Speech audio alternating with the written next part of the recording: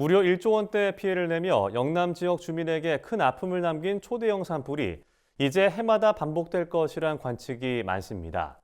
대형 산불의 일상화라는 말이 심심찮게 언급되는 이유인데요. 이에 산불 재난 관련 분야의 전문가와 연구자들은 대응 방안 모색에 머리를 맞대고 있습니다. 이런 가운데 최근 국회에서 열린 토론회에선 산불 진압의 지휘 체계에 큰 문제가 있다는 지적이 나왔습니다. 손현진 기자가 현장에 다녀왔습니다. 영남권 산불과 같은 대형 산불에 대응하는 지휘 체계를 개선해야 한다는 목소리가 높아지고 있습니다.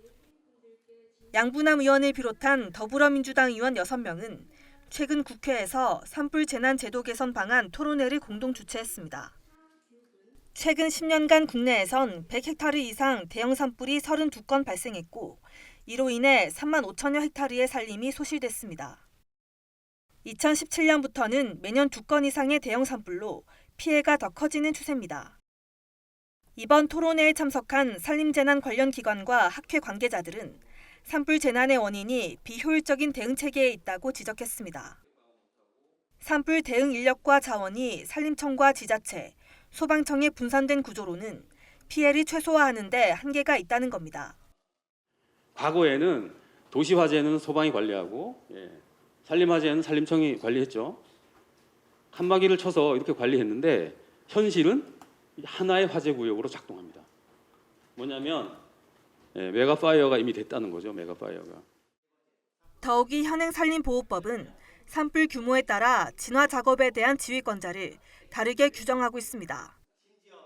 이에 따라 산림 피해 1000헥타르 이상의 산불 진압은 산림청장이, 100헥타르 이상은 광역단체장이 지휘하게 됩니다. 이를 제외한 중소형 산불 진압은 기초단체장에 지휘권이 부여됩니다.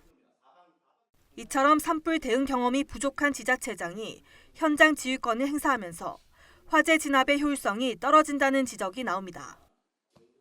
산림보호법에 산불 현장 지휘 관련 규정은 있지만 진화 헬기 등 장비에 대한 구체적인 동원 기준이나 절차가 없어 실질적인 지휘권 행사가 어렵다는 점도 문제입니다. 산림청의 산불보호법에 따라서 지휘권을 갖고 있지만 문제는 장비와 동원 인력, 그다음에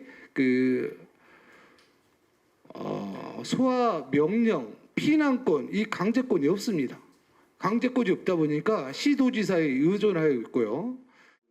최근 국회 입법조사처의 산불 대응 연구 TF 보고서에서도 지휘 체계 문제가 제기된 바 있습니다.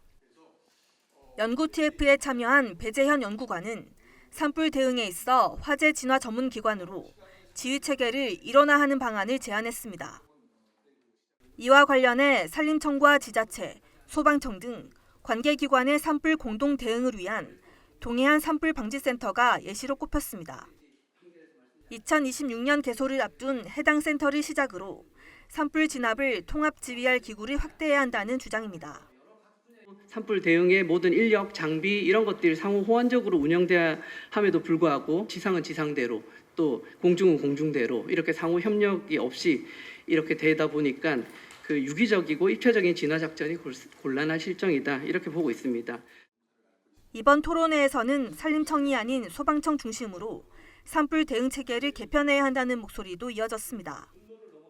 이에 따라 일부 참석자들은 산림청과 소방청 관계자가 모두 참석하는 토론회를 통해 의견을 다각도로 수렴할 필요가 있다고 말했습니다. MBS 손현진입니다.